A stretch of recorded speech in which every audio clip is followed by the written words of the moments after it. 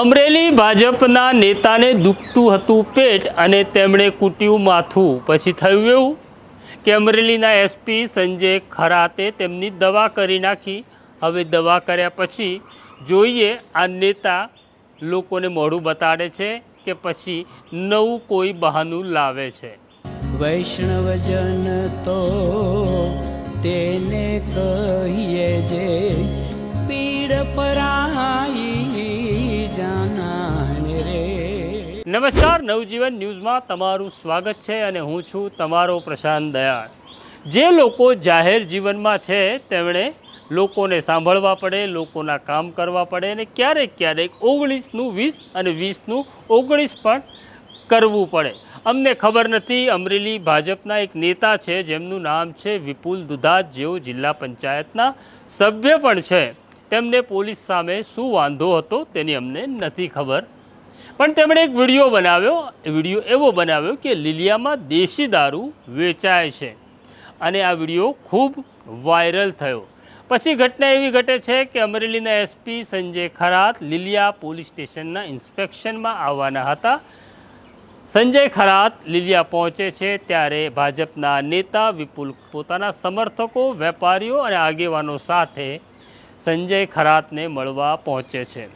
આ પોલીસ સ્ટેશનના આ બંધ કમરામાં સંજય ખરાત અને વિપુલ દુધાત વચ્ચે શું વાત થઈ, બસ એ કમરામાં જે લોકો હાજર હતા એમને જ ખબર હતી।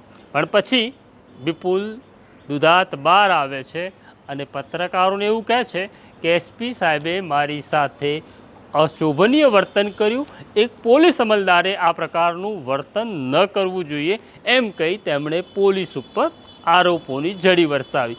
પહેલાં આ વિડીયો જોઈ લો કે વિપુલ દુધાતે પોલીસ અધિકારીઓ માટે શું કહ્યું। આજરોજ લીલિયા પોલીસ સ્ટેશન મુકામે એસપી ઇન્સ્પેક્શન હોય તેની અંદર અમે જિલ્લા પંચાયતના સભ્ય, તાલુકા મંડળના ભાજપના પ્રમુખ જિગ્નેશભાઈ સાવજ તથા વેપારી મંડળના પ્રમુખ પરીનભાઈ સોની તથા અહીંયા વેપારીઓ, ડાયમંડ એસોસિએશનના પ્રમુખ ભૂપતભાઈ ધામક તથા લીલિયાના સરપંચ તથા અલગ અલગ ગામના સરપંચ અને ગામના આગેવાનો અમે રજૂઆત લઈને ગયેલા કે લીલિયા તાલુકાના ગામની અંદર જે અલગ અલગ ગામોની અંદર ખુલ્લેઆમ દારૂ વેચાય છે તે બાબતે રજૂઆત કરેલ, પરંતુ એસપી દ્વારા એવું કહેવામાં આવેલ કે લોકોને દારૂ પીતા બંધ કરો, દારૂ અમે વેચવા માટેનું પડકાઈ કરીએ છીએ અને એના જે જવાબ અને વર્તન હતા એ બિલકુલ ખરાબ હતું અને એક અધિકારીને શોભે એ પ્રકારનું કોઈ પણ વર્તન ના હતું। અને અમે જે રજૂઆત કરેલા એમાં લોકો ઉપર આક્ષેપ કરવામાં આવેલ કે અમે આ બધું પૈસા માટે કરીએ છીએ।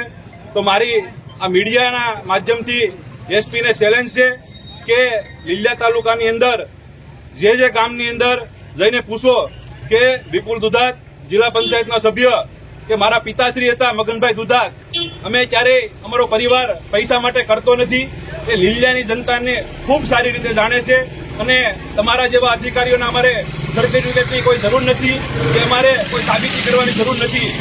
આપ અહીંયા લીલિયાની પોલીસ, આપ એલસીબી। તમે આ વિડીયો જોયો અને રાજકારણીઓની આવી ટેવ હોય છે કે જ્યારે તંત્ર તેમના કાબૂમાં આવતું નથી ત્યારે તંત્રને કાબૂમાં લેવા તે અધિકારીઓ ઉપર આરોપ મૂકતા હોય છે અને મોટે ભાગે આ અધિકારીઓ સત્તાધારી પક્ષના નેતાઓ સાથે માથાકૂટમાં ઉતરતા નથી। ક્યાંક પાછી ગાંધીનગર ફરિયાદ થઈ જાય અને પાછી બદલી થઈ જાય એટલે અધિકારીઓ મૌન રહેવાનું પસંદ કરે છે।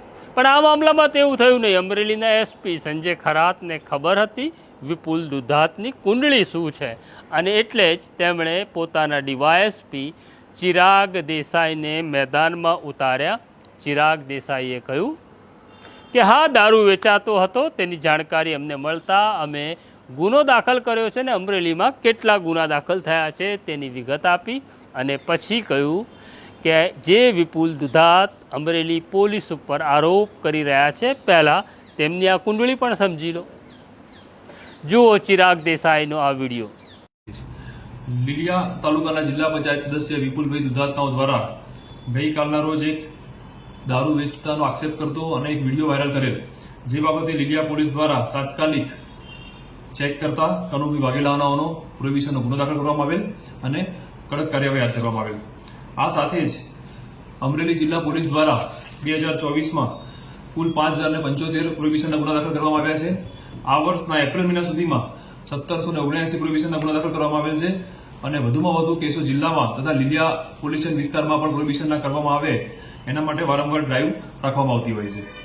વિપુલભાઈ દુધાતનાઓ દ્વારા 26 તારીખના રોજ સાંજે એલસીબીની ટીમ, ગોયલ સાહેબની ટીમે રસ્તામાં કોઈ ઇલીગલ રેતી ભરીને ટ્રેક્ટર જતું હોય જેને પુંજા બાદર ખાતેથી પકડેલું હતું તે બાબતમાં પણ કનુભાઈ પીએસઆઈ સાથે કોન્ફરન્સ કોલ દ્વારા ટ્રેક્ટરને છોડી મૂકવા માટે ભલામણ કરવામાં આવી હતી અને અવારનવાર અગાઉ પણ ટ્રાફિકની કામગીરીમાં કે પોલીસની કામગીરીમાં એ ભલામણ કરતા હોય છે અને પોલીસની કાર્યવાહીને જે બાબતે નોંધ પણ કરવામાં આવતી હોય છે કે વિપુલભાઈ દુધાત દ્વારા પોલીસને આ રીતે ભલામણો ખોટી કરવામાં આવતી હોય છે.